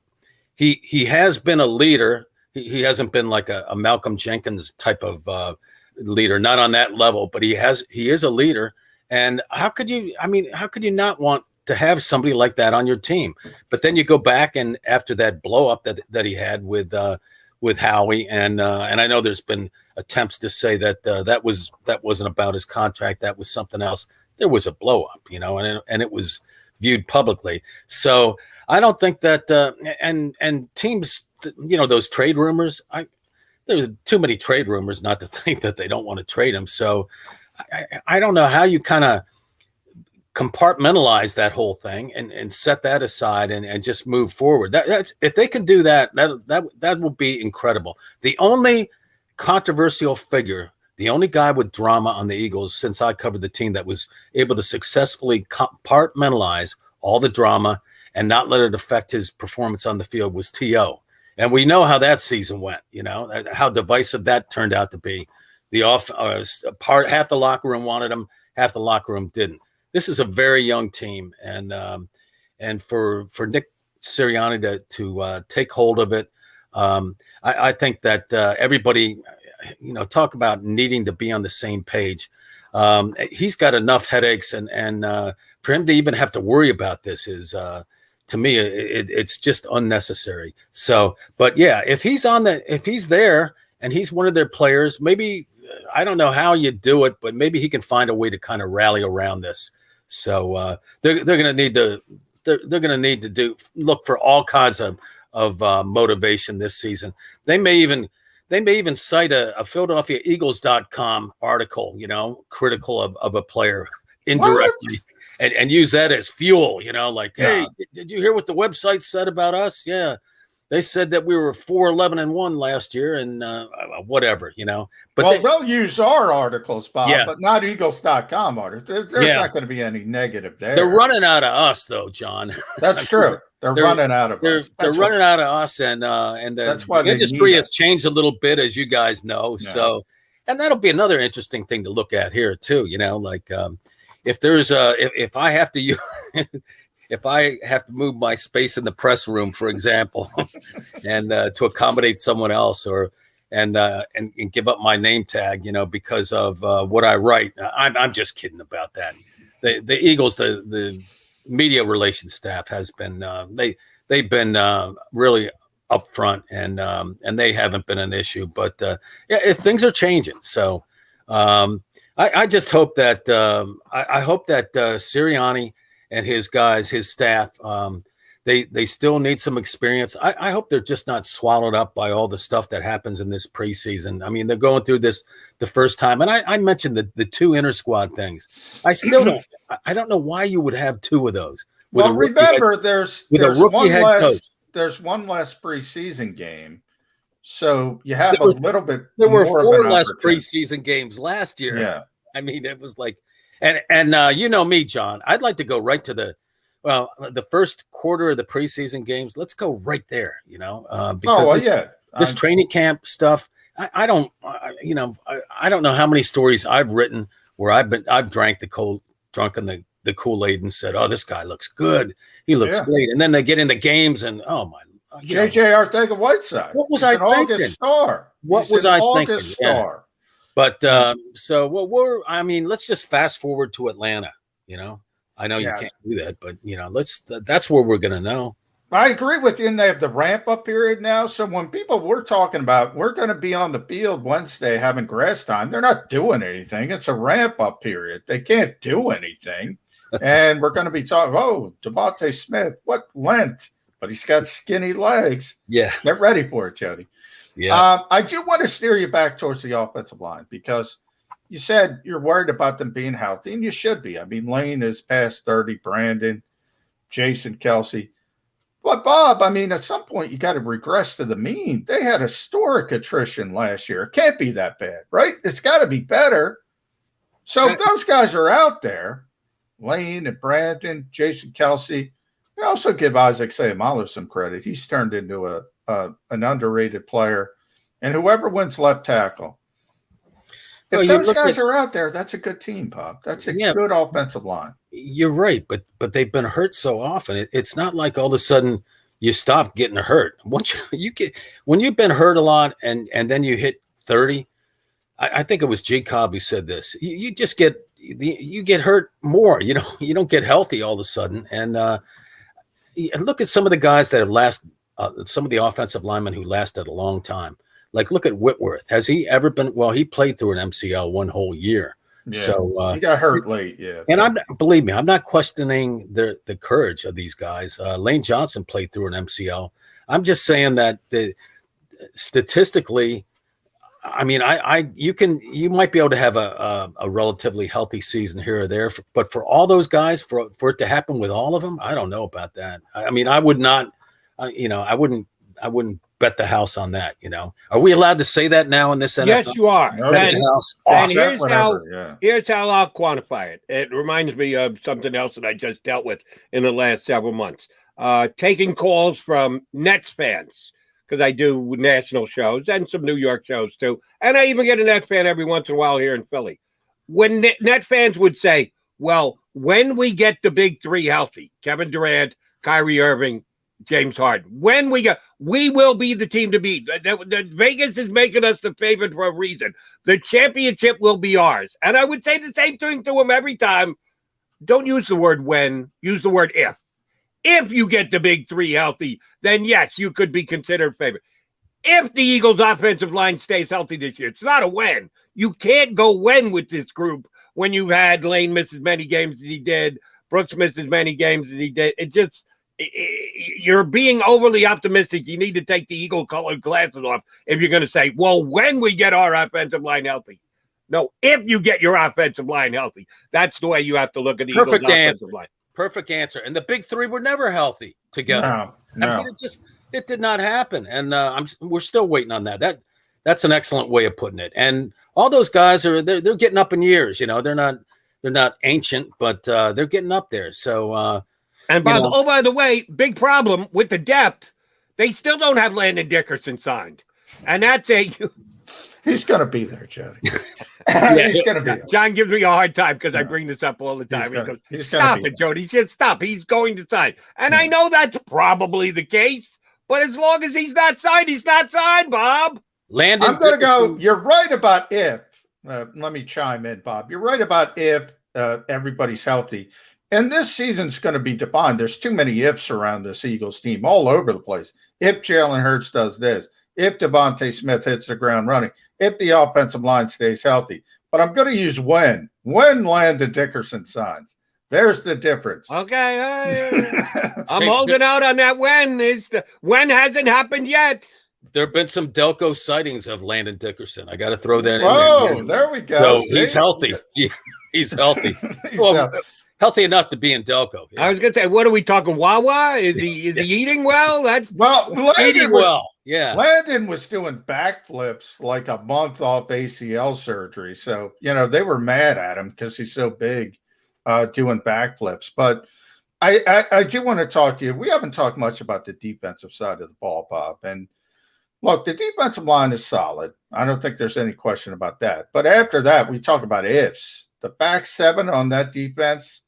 What do they have anything? What give me some optimism on the back seven of that defense. Well, they got some. It at least appears they have some athletic guys. They've been drafting some guys that can run and have a lot of enthusiasm. So maybe that'll help. The division that they play in, I don't think anybody. There's nobody really. No offense. I mean, I don't. Dak Prescott was really putting up points when he was healthy last year, but I think it takes a year for you to get back to 100% when you've had a serious injury like he's had. I mean, that fractured leg, I mean, his ankle, it was going the wrong way. I mean, God, we all remember seeing that. Yeah. So, I mean, so it's not like anybody is going to, I think they'll still be in games. And with this defense, if they can score some points and, they're healthy early on, I think they'll be in games. I don't think they'll be getting blown out, but over 17 games, I don't know about that. And the defense, they're looking for for people just to show up. Darius Slay is, well, he's their best guy. He's their best secondary guy. After that, I mean, you're just kind of like just a lot of pieces, a lot of holes.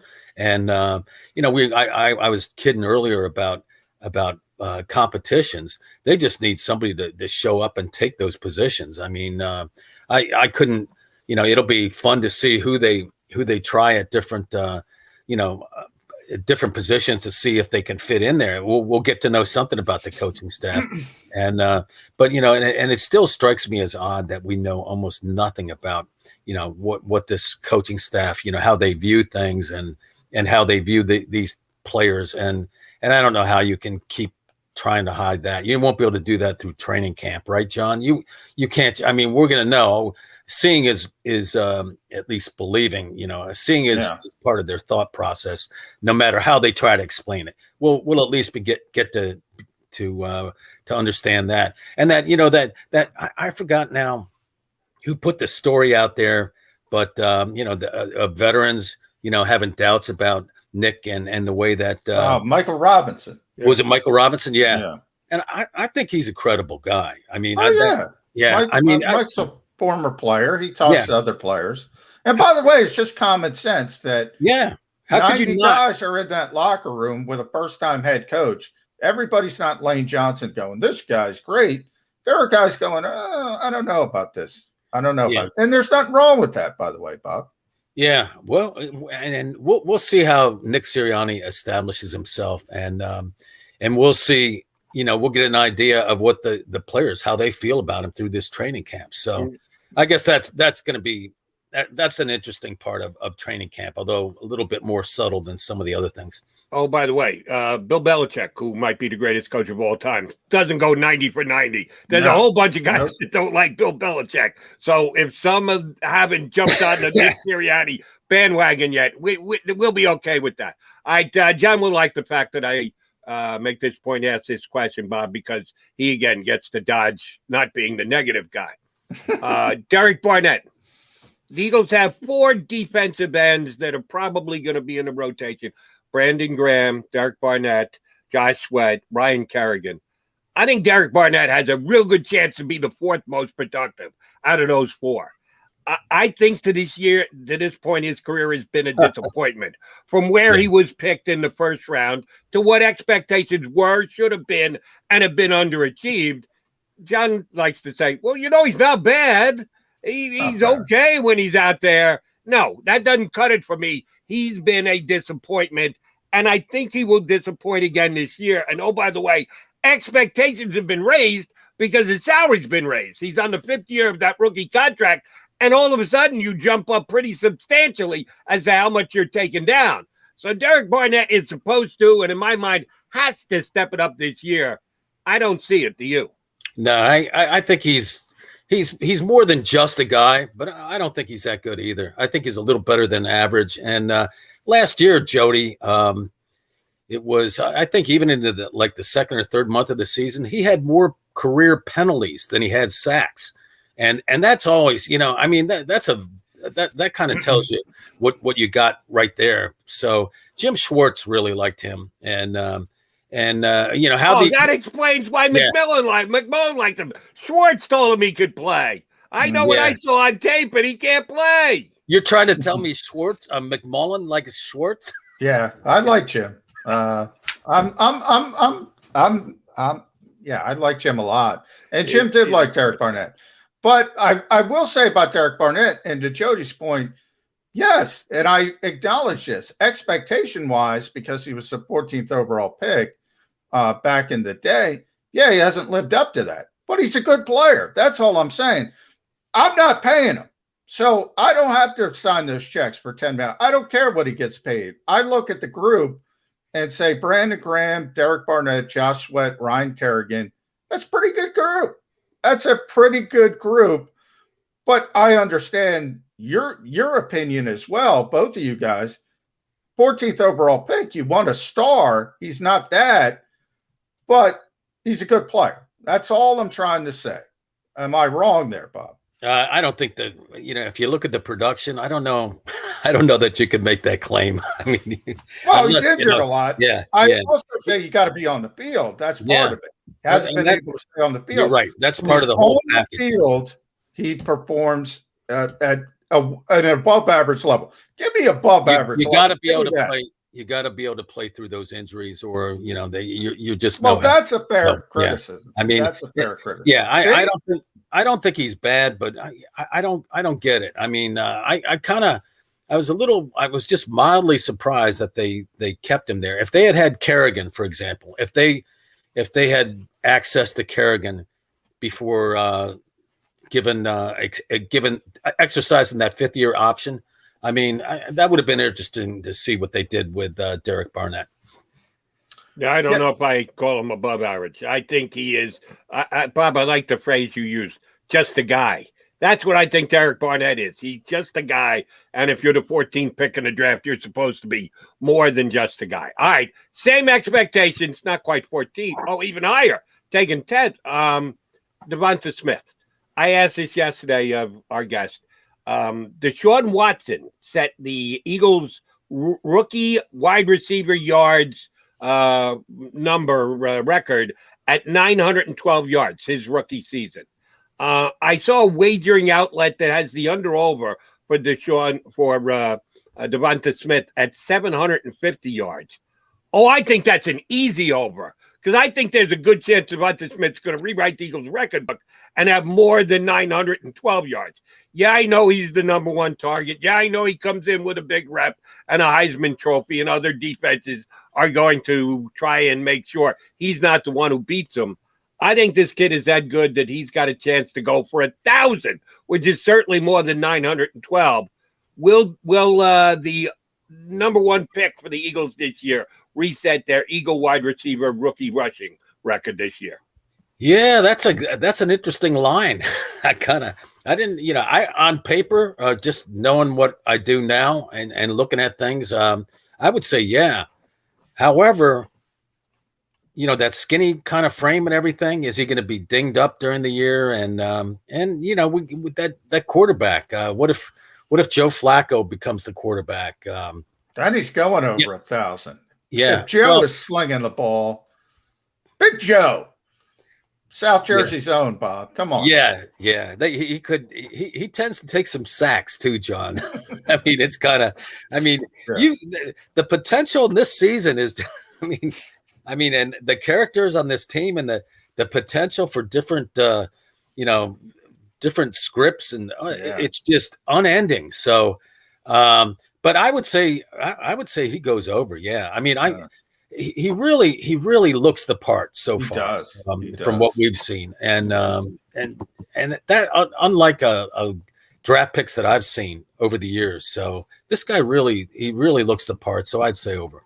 All right, Nick Mullins might be throwing the ball as well. Don't forget that as well, Bob Groats. But I think he's still getting over that shoulder surgery on his throwing arm, right? Okay. I think it was elbow. Elbow? Okay. Yeah. It wasn't Tommy John. You're right. Yeah. Last time you were here, you said it could get ugly, and I believe you threw out 0-9. So my last question to you, it's not going to get that ugly, is it? They better win that opener in Atlanta, and another rookie head coach, because if you look, as I said earlier, you look at the way their schedule is. I mean, there's potential for this thing to snowball. So it's and I still have questions about what Nick Sirianni is going to do, and maybe my outlook will change a little bit in the preseason. Maybe it'll be worse. Maybe the Eagles don't show anything in the preseason and try to save everything, all the real playbook for the regular season, like a lot of teams do. But if they don't win that opener, it could get really ugly. And I just with all the newness to this roster and all the different so the issues that we've mentioned, some of them, like they have to identify who's going to play the back end of the defense. It's going to be really hard. I don't, and even in the NFC East, I mean, I don't think you're going to have anybody running away with the NFC with the pennant, but you are going to. I mean, I think all those teams have are talent wise. I think they're better than the Eagles right now. Bob, always looking on the bright side of life. That's why we love you. You call it the way you see it. Life's friend. a piece of what? When you look at it, yeah. Monty Python, yeah. Always look on the bright side of life, yeah. Bob, we always appreciate when you come aboard. Thank you, sir. We'd be tapping into you plenty once the season gets here. John, have me back in September. Yeah. September? No, I don't know. We could go an entire month. That's what I'll know. You're going to do an August spot here, buddy. Right. After McMullen sideswipes you a couple times out there on the grass, we're going to get you back on so you can take some pot shots. And by the way, all the best to Harold Carmichael. Let me say that on your show because the Hall of Fame thing will be over. Richly deserved. The guy has been overlooked for a while. And you look at his numbers, you could put, especially in that era when you frame him, really, really incredible. And I think he had skinny legs too, but he was 6'7", so you probably cut him a little more slack with those skinny legs rather than the 6-foot Devonta Smith. I hope Devonta falls in line, and also someday we're talking about his Hall of Fame status. Great stuff, Bob. Thanks for coming on. We'll get you back on soon enough. All right, guys. Thanks, Bob. Delco Times here with us on Birds 365. All right, quickie timeout. Come back. We got to put a bow on this show here on Birds 365. I get scared sometimes. Of a lot of things. Joining in. Decisions. The dark. The dark. But I once heard someone say. But as I always say. It's okay to be afraid. As long as you face the fear. And keep moving forward. Wherever you are in life, count on the name trusted in insurance for over 80 years. Independence Blue Cross.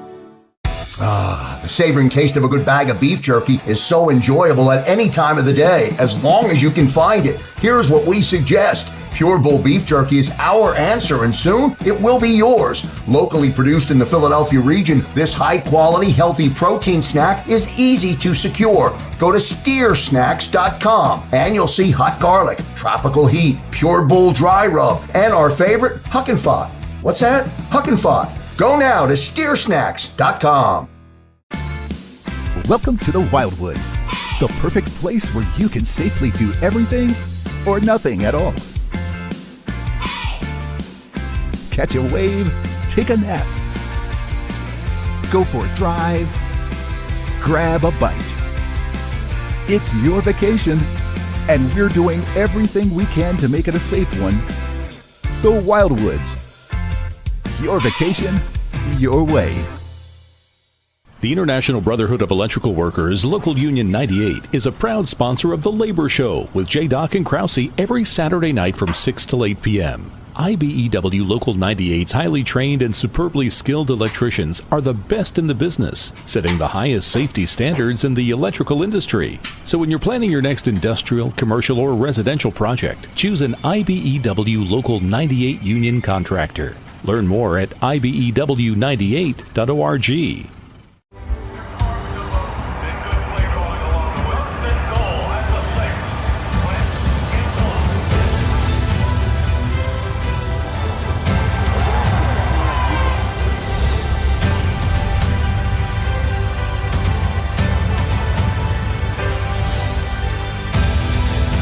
Field of life, First Trust Bank is there for you.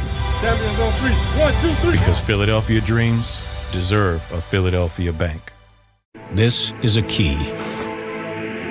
It's a family tree. It's a pair of wings. It's a secret handshake. And a ticket to anywhere in the world. It's more than a uniform. It's the door to a world most people only dream of. There's Strong, and then there's Army Strong. Try it on at GoArmy.com.